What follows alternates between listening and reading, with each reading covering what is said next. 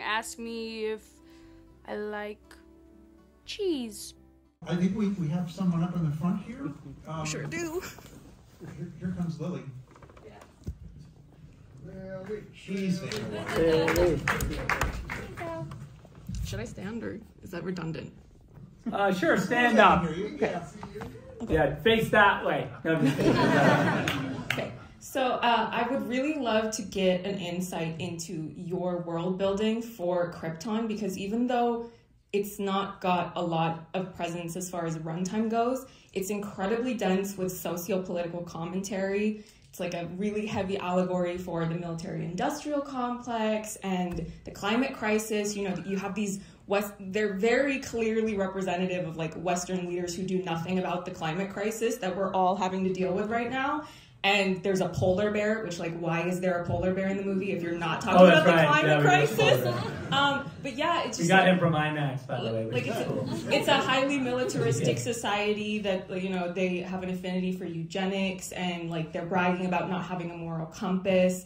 So it's really densely packed, even though there's not a lot there as far as, like I said, runtime goes. So yeah, any insight you can offer into that, because I find it really fascinating. I mean, the only thing yeah, there's a lot. I mean, yes, thank you, great question, and there's a lot to unpack with that.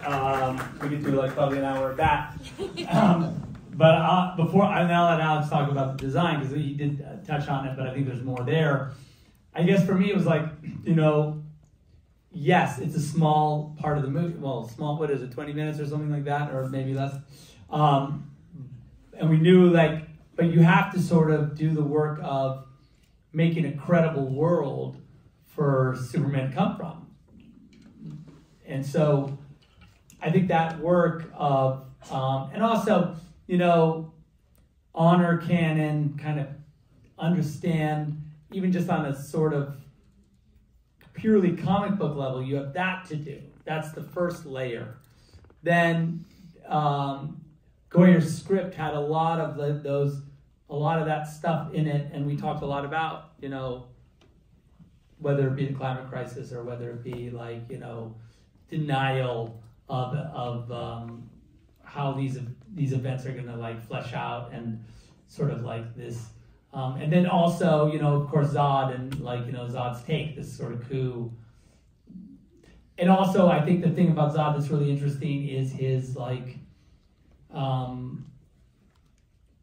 you could argue whether or not he's right, you know, like, that's what makes him interesting, right? Because, like, from his point of view, you know, he's also, like, thinks they're crazy, right? The politicians don't get it. So it's like, but is his method the correct method, you know, like, so, like, all of those layers, I think were informative in that, in discussions, we would say, like, how do you then visualize, like, a world like that, and also make it beautiful, right? Because in a weird way, it still has to be, like, compelling and beautiful, like, no matter what, like, even if, you know, Jor-El's house looks like a giant penis, but there's a reason, you know, there's a why to it, and I think I thought that was awesome, by the way, and I think that the Citadel is very, like, very strong, and very, like, well, they were trying to, you know what they're trying to do in there. So it's very interesting. It's very cool. But anyway, I guess my point is that, you know, that goes back to what we were just talking about, I think, as far as, you know, you have story, you have intent, and then Alex has a really hard job because he has to, like, none of that stuff exists, right? Like, you know, Krypton is a mythological place and it doesn't exist even as it does in the movie. So, like, even if you were going to go look at historical Krypton as it is in the comic books or in movies, we weren't going to do that. Like, we were going to be like, no, okay, can we learn from it? Yes. Can it inform? Yes. But I think in the end, because our story is so particular, the design has to service that story. But of course, without denying and or contradicting the canon and tradition in some way. So that's the challenge anyway.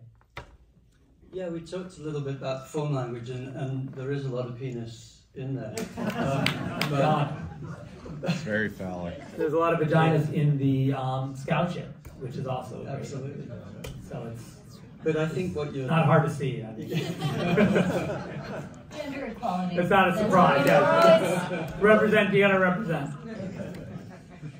But you're asking about the mythology, and I think that's where, I mean, the opportunity to build Krypton really from scratch and build 150,000 years, 100,000 years of deep history, and to be able to follow the destruction or the self-destruction and why that happens, and why the glyphs that they're wearing, you know, the S is not an S, or the glyph on Zod's chest is tied back into the idea of these clans that essentially drill down into their own culture so much that they eliminate science, and so we've got this incredible world to start with, but then we have to sort of invent from the ground up, and the through line and the holistic kind of consistency of the world in design is crucial, and the level of detail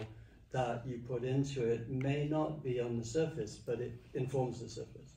So I think the example that was incredibly satisfying, I've never done since, never been asked to do before, was when Zach wanted a language, where to begin with, I think you wanted a language that they could speak. Yeah, my original concept was that on Krypton it was all going to be subtitled, and they were going to like learn Kryptonian, and that was going to be just how the movie was. Like they were like you wouldn't. And then my original idea was like no subtitles, like it's like Passion of the Christ. It's like Aramaic or something. Like you just have to kind of understand. Like you have to just sort of figure it out. It's the body language. That was exactly. That was how like crazy it was at the beginning. And then it was like you're insane. Yeah, I think I said, "Are you kidding me?" Yeah. I was like, but like, isn't that cooler? Like, I don't know. But it actually wove through all of Krypton in the end, because you asked that question. And then we had a linguist anthropologist who invented an entire language from the ground up, and a numeric system, and it related to the idea that the object was so important in the society that it created or changed the structure of the sentences. So if you have your Krypton dictionary, you can actually decipher a lot of the writing on the objects, because it's all real, it's all translated, it's all based on the language that Zach wanted them to speak, basically.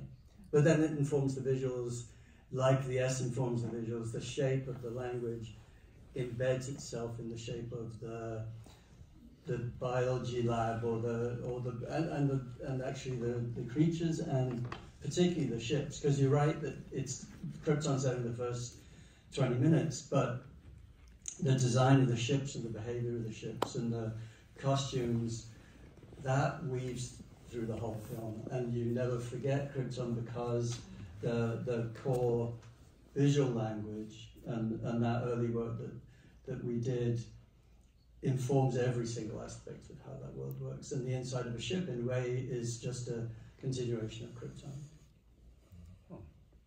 Amazing. Thank you. All right, so I totally lost track of time because I'm having too damn much fun. So I think we have time for two more before we let everybody go home.